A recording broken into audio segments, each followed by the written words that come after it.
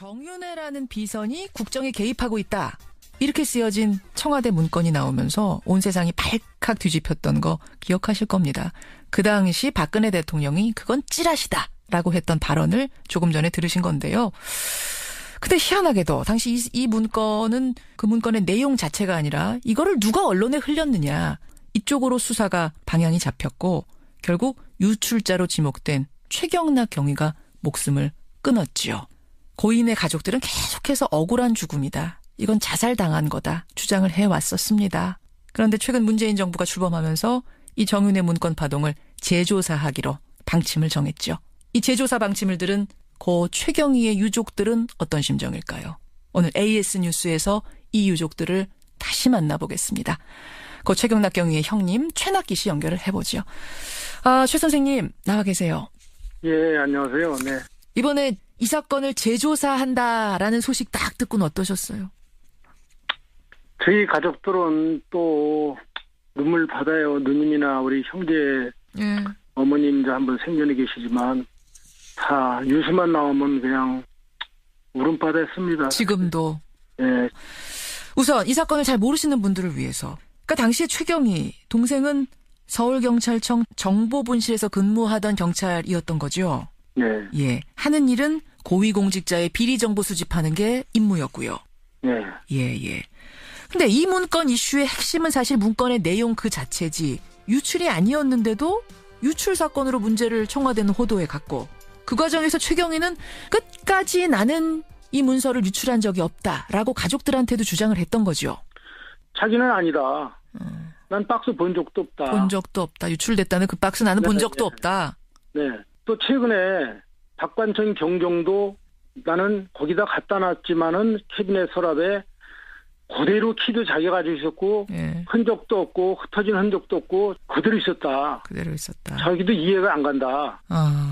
박관청 경정이 사건 당시 문건 보관하고 있던 그 캐비넷에 어떤 도난 흔적도 없었다라고 그 진술한 그 부분 말씀하시는 거죠? 자기 물건은 그대로 있었다. 그리고 작년 최순실 게이트 터지고 나서 한일경위가 양심 선언을 했잖아요, 또. 그러니까 같이 유출을 했다라고 알려진 한일경위가 뭐라고 양심 선언했죠? 회유가 있었다. 예, 유출했다라고 자백해라라고 내가 회유당했다라는 이야기를 한경위가 한모경위가 그렇죠. 한 거 그거 말씀하시는 네. 거죠? 예. 그렇게 알겠습니다. 했잖아요. 그것만 예. 봐도 동생이 유출을 안 했던 게 드러나잖아요. 라고 한일경위는 회유를 당했고. 그렇죠. 근데 최경희는 끝까지 사인을 안 하려고 했습니다. 유출했다는 그 조서에 사인을 안 하려고 했는데 여기에서 강압적인 수사, 그러니까 강압적으로 사인을 요구한 게 아니냐라고 가족들은 생각하신다고요? 동생이 거기가 서울구치소 가 있다가 조사를 받으러 가서 저녁도 안 주고 밥도 안 주고 계속 조사를 했고 예. 또 소변도 못 보라고 해가지고 오줌 소태가 나가지고 약을 먹고 거기 서울구치소에서도 그때 당시 추워가지고 달달달 밥을 못 먹어가지고 더 출 거 아닙니까 그 겨울에. 그렇죠. 달달달달 떨고 아랫니가 위에니가 떨을 정도로 해서 거기 직원이 옷을 하나 사서 넣어주고 거기에 누가 들어온 사람이 티셔츠를 하나 벗어서 동생한테 줬대요. 그 얘기는 어디서 들으셨어요? 전화가 왔었어요 누가. 그쪽에 근무하는 직원이 교도소. 구치소 직원이 직접? 네. 그래요. 아니 그 소변을 보러 못 가게 했다는 건 이건 또 무슨 소리입니까? 조사를 받으면서 소변을 못 가게 하러 갔다. 그건 와서 우리 제수 씨한테 그런 얘기를 했다 이거예요. 조사받고 와서 이거는 최경희가 네. 직접 한 말이에요. 그렇죠. 잠 제대로 못 자고 엎치락뒤치락 해다. 그러고 나서 소변이 안 나온다고 오줌을 참아가지고. 너무 오래 참아서. 그래가지고 이따가 새벽에 또 변호사 사무실로 갔다가 예. 또 뭐 막 대성 통곡하고 뭐 얘기하고 그러다가 나중에 또 다시 재소환장 구두로 떨어지니까 예. 그냥 뭐 울고 불고 막 소리 지르고 목줄을 잡고 막 소리를 지르고 그랬다더라고요. 그래요. 그 혹시 최경희의 뭐 동료라든지 이 사건에 대해서 아는 사람들, 증인들이 다른 얘기 증언한 것도 있습니까? 가서 얘기를 했을 거 아니에요. 검찰에 가서 박스도 보지도 못했다. 네. 라고 박관청 경정이 오는 것도 모르고 자기들은 박스 보지 못했다. 그러니까는 뭐 입 닫으라고 그런 얘기도 했다. 그러니까 당시에 동료 경찰들도 조사를 받고 왔는데 박스 보지 못했다 이러니까 입 닫으라고 했다? 너네도 죽일 수 있다는 식으로다가 입 닫으라고. 그러니까 다 조심들 한 거죠. 그 당시. 그렇군요.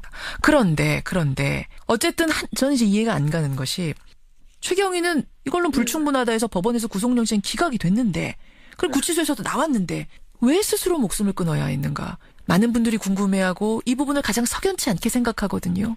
기각됐는데 나와서 보니까 변호사를 같이 한일이가 아는 사람하고 믿고 해놨는데 예.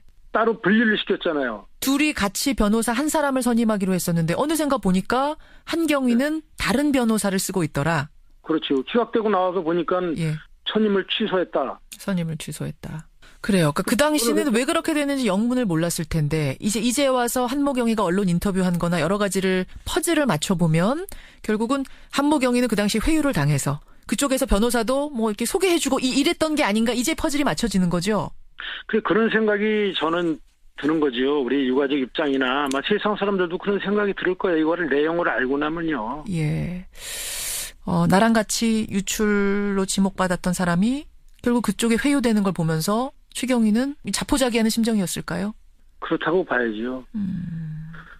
자포자기로 가죠. 나를 완전히 더 집에 왔을 때도 그랬는데 내가 주동자라고 나를 똘똘 말아서 나를 유출범으로 몰라라는데 이게 참 BH하고 싸움이 힘들다 그러면서 집에 와서 밥도 세 숟갈도 못 드더라고. BH. 그냥 얼굴은 완전히 그냥 시커매가지고 네. 다 그냥 청백해가지고 그래가지고 가는 걸 뒷모습을 보니까 아하. 내가 정말 끝까지 싸우자 그러니까 형 BH하고 싸워서 내가 이길 수가 없어. 블루하우스 청와대와 싸워서 내가 이길 수가 없어. 네, 그런 거대 권력인데 얘들이 마르면 나는 갈 수밖에 없는 거야 이러더라고. 근데 내가 야 집이라도 팔아서 대법원까지 가보자 그러는데 그렇게 됐습니다 이게. 저희 어머님이 임대 사시다가 오셨는데 그 임대 아파트 보증금 변호사비 1,300인가 1,200인가 그때네 한 걸로 기억을 하고 있거든요. 임대 아파트 그 보증금 빼가지고 변호사 사신 우리 거잖아요. 뭐 소시민이 뭐 돈이 있습니까? 돈도 아깝다라더라고요 동생이. 차라리 이 돈 가지고 우리 애들이나 먹고 살게 형 놔뒀으면 좋겠어 이러더라고. 그런 얘기. 진짜 돈이 아까워. 근데 이제 체포되고 나서 가면서 재수 씨한테 변호사한테 송금 좀 해라고. 얼마나 겁이 났겠어요, 저도. 그렇군요, 네? 그렇군요. 얼마나 겁이 났겠냐고. 이제 내가 이제 이렇게 가는구나, 인생이 끝나는구나, 이런 생각 들고. 기각돼가지고 나왔는데, 이제 다시 소환장도 떨어지고, 변호사 한유경이하고 또 떼어놓고, 이러니까는 보통 사람 누구나 다 그러게 되면, 나를 죽이려는구나. 이런 생각이 들겠죠. 정말 이럴 줄 알았으면은 동생이 그런 말을 하더라고. 내가 돈이라도 챙겨놓지. 누가 돈 준다라면은. 나는 정말 그렇게도 안 살았다 이거요. 그렇게 안 살았다. 애들 어떻게 사느냐 이거요. 형 애들 좀 도와줘. 내가 들어가고 나면 애들 좀 도와줘. 그 뒷모습을 볼 때 형으로서 얼마나 싶겠습니까? 참. 2년 5개월이 6개월이 지나도요. 우리는 정말 지금도 눈물이 그칠 줄 모릅니다. 아이고. 이거는 자살이 아니라 타살로 몰고 간 거죠. 죽음으로 몰고 간 거예요. 그렇군요. 지금 이제 이 부분에 대해서 정윤회 문건에 대해서 재조사를 하라라는 방침이 내려지자 검찰이 반발하고 있습니다. 그 당시에도 그 문건 첩보 내용에 대해서 조사를 했지만 어떤 그 단서라든지 뚜렷한 증거를 확보하지 못했다. 그래서 그 당시에 유출 사건에 대해서만 조사를 했던 건데 이제 와서 뭘 다시 재조사하라는 것이냐. 이제 뭐 이런 취지의 반발이죠. 어떻게 생각하세요? 그 사람들은 최선을 다했다고 그러는데 제가 볼 때는 아닙니다. 저희 유가족이 아니래도 이건 조사가 안 됐다고 다 판단을 하고 있어요. 조사가 그 당시 안 됐다고. 네, 그냥 조사가 멈춰 있는 거다. 권력의 힘에서 묻어버린 거다. 그렇죠. 그때 권력을 가진 사람들이 바르게 행동을 했으면은 얼마나 좋았을까 그런 아쉬움이 없고 내 동생도 세상을 떠나지 않았을 거고. 그러게요. 그런 생각이 들어요. 지금 늦게나마 재조사를 한다니까 정말 제대로 된 수사를 좀 해주십사 하고 부탁드리고 싶습니다. 예. 부디 제조사가 내용에 대한 조사, 또 유출 사건에 대한 조사 모두 다 깨끗이 이루어져서 한 점의 의문도 남지 않기를 저도 기대하겠습니다. 오늘 어려운 상황에서 인터뷰 응해주셔서 고맙습니다. 네, 감사합니다. 예. 정윤회 문건 유출 사건의 유출 당사자로 지목이 돼서 수사를 받다가 결국 스스로 목숨을 끊었죠. 고 최경락 경위의 형님 최낙기 씨였습니다. 정윤회라는 비선이 국정에 개입하고 있다. 이렇게 쓰여진 청와대 문건이 나오면서 온 세상이 발칵 뒤집혔던 거 기억하실 겁니다. 그 당시 박근혜 대통령이 그건 찌라시다라고 했던 발언을 조금 전에 들으신 건데요. 근데 희한하게도 당시 이 문건은 그 문건의 내용 자체가 아니라 이거를 누가 언론에 흘렸느냐 이쪽으로 수사가 방향이 잡혔고 결국 유출자로 지목된 최경락 경위가 목숨을 끊었지요. 고인의 가족들은 계속해서 억울한 죽음이다. 이건 자살당한 거다. 주장을 해왔었습니다. 그런데 최근 문재인 정부가 출범하면서 이 정윤회 문건 파동을 재조사하기로 방침을 정했죠. 이 재조사 방침을 들은 고 최경희의 유족들은 어떤 심정일까요? 오늘 AS 뉴스에서 이 유족들을 다시 만나보겠습니다. 고 최경락 경위의 형님 최낙기 씨 연결을 해보죠. 최 선생님 나와 계세요. 예, 안녕하세요. 네. 이번에 이 사건을 재조사한다라는 소식 딱 듣고는 어떠셨어요? 저희 가족들은 또 눈물 받아요. 누님이나 우리 형제, 예. 어머님도 한분 생전에 계시지만 다 뉴스만 나오면 그냥 울음바다였습니다. 지금도. 예. 우선 이 사건을 잘 모르시는 분들을 위해서. 그러니까 당시에 최경희 동생은 서울경찰청 정보분실에서 근무하던 경찰이었던 거죠. 네.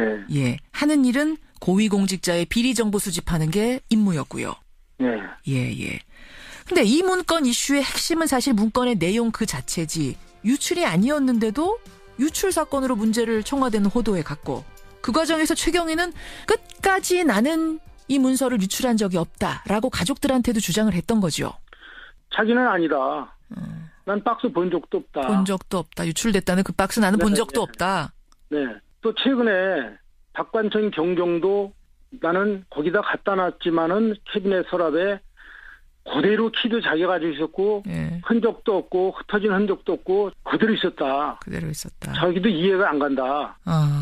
박관천 경정이 사건 당시 문건 보관하고 있던 그 캐비넷에 어떤 도난 흔적도 없었다라고 그 진술한 그 부분 말씀하시는 거죠? 자기 물건은 그대로 있었다. 그리고 작년 최순실 게이트 터지고 나서 한일경위가 양심 선언을 했잖아요, 또. 그러니까 같이 유출을 했다라고 알려진 한일경위가 뭐라고 양심 선언했죠? 회유가 있었다. 예, 유출했다라고 자백해라라고 내가 회유당했다라는 이야기를 한경위가 한모경위가 그렇죠. 한 거 그거 말씀하시는 네. 거죠? 예, 그렇게 알겠습니다. 했잖아요. 그것만 예. 봐도 그 얘기는 어디서 들으셨어요? 전화가 왔었어요, 누가. 그쪽에 근무하는 직원이 교도소. 구치소 직원이 직접? 네. 그래요. 아니 그 소변을 보러 못 가게 했다는 건 이건 또 무슨 소리입니까? 조사를 받으면서 소변을 못 가게 하러 갔다. 그건 와서 우리 제수 씨한테 그런 얘기를 했다 이거예요. 조사받고 와서 이거는 최경희가 네, 직접 한 말이에요. 그렇죠. 잠 제대로 못 자고 엎치락뒤치락 해다. 그러고 나서 소변이 안 나온다고 오줌을 참아가지고. 너무 오래 참아서.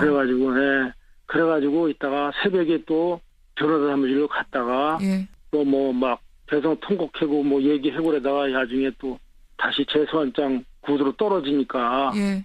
그냥 뭐 울고 불고 막 소리 지르고 목줄을 잡고 막 소리를 지르고 그랬다더라고요. 그래요.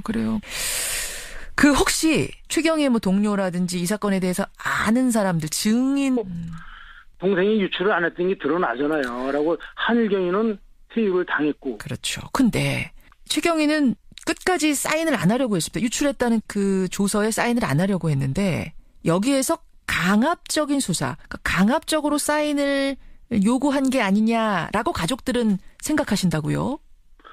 동생이 거기가 서울구치소 가 있다가 조사를 받으러 가서 저녁도 안 주고 밥도 안 주고 계속 조사를 했고 예. 또 소변도 못 보라고 해가지고 오줌 소태가 나가지고 약을 먹고 거기 서울구치소에서도 그때 당시 추워가지고 달달달 밥을 못 먹어가지고 더 출 거 아닙니까 그 겨울에. 그렇죠. 달달달달 떨고 아랫니가 위에니가 떨을 정도로 해서 거기 직원이 옷을 하나 사서 넣어주고 거기에 누가 들어온 사람이 치사스를 하나 벗어서 동생한테 줬대.